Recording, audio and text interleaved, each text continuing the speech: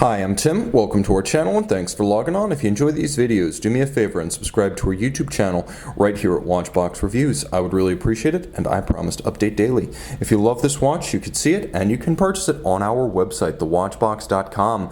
And today we are discussing the Nomos Tangente Neomatik, 39mm in stainless steel. This is a handsome automatic winder released in 2017 as part of the At Work collection with the distinctive Silvercut dial. Now there's a little bit of a apropos sensibility about that at work nomenclature, as I am at work filming this watch for you and you are at work watching this video while pretending to work. A wonderful match. The timepiece wears easily on my 16cm circumference wrist, and it is quite slender. As a timepiece only 7.5mm thick, this deserves to be called an ultra-thin automatic. Now the Tangente lugs are quite large across the wrist, and you can see that this German-made watch spans 47.6, which is perhaps a bit broader than you would expect for a 39mm case, but it gives the watch a good presence without appearing petite. The spacing between the lugs, however, is rather vintagey at 19mm.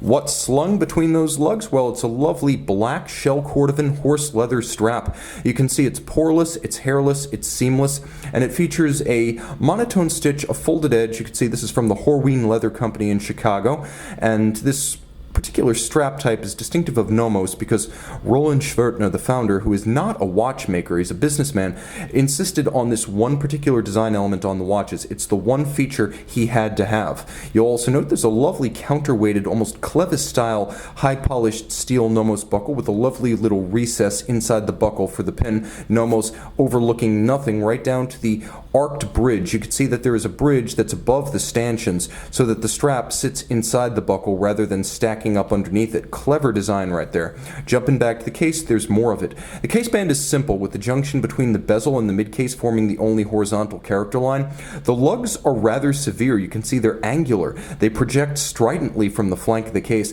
and they appear almost completely divorced from the style of the rest of the watch, and that gives them a little bit of dissonant drama, which I happen to like a good deal. It's just like calculated asymmetry on a watch dial, albeit externally. You can see a Nomos polished crown, and then we move to the dial side, where you'll note that the dial is almost the entire expanse of the case as the bezel melts away into a flat silver halo. Now this is the Silvercut dial. What that means is you have a satin finish that runs horizontally from 9 to 3 and back again. You can see all of the indices are relatively spare, featuring the same stroke weight, or I should say a stroke weight to match the width of the hands. All of the hands designed to complement the stroke weight and width of the numerals and the indices.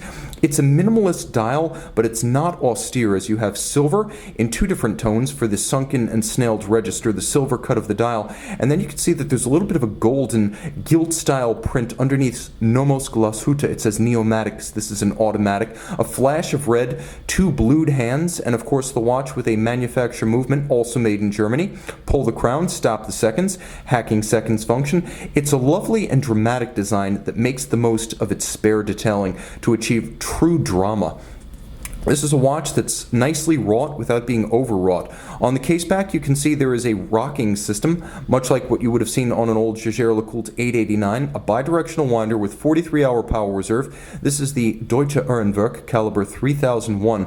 The Greek letter Nomos manufacture movements are Nomos manufacture movements, but with Swiss assortments. Here you have the Nomos swing system, so the balance, the hairspring, the escape wheel, and the lever are all Nomos, and there's a lovely blued hairspring to let you know you're looking at one of the DUW calibers.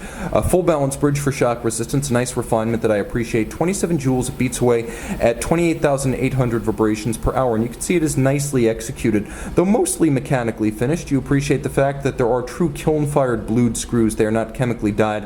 And then there's a nice contrast between the Côte de Genève of the bridges and the rotor, as well as the polish of the wheels themselves. And if we jump over to the balance and the base plate, you can see there is an engine-turned perlage on the base plate as well. All of this 50 meters water resistant, and again a 43-hour power reserve with stop seconds.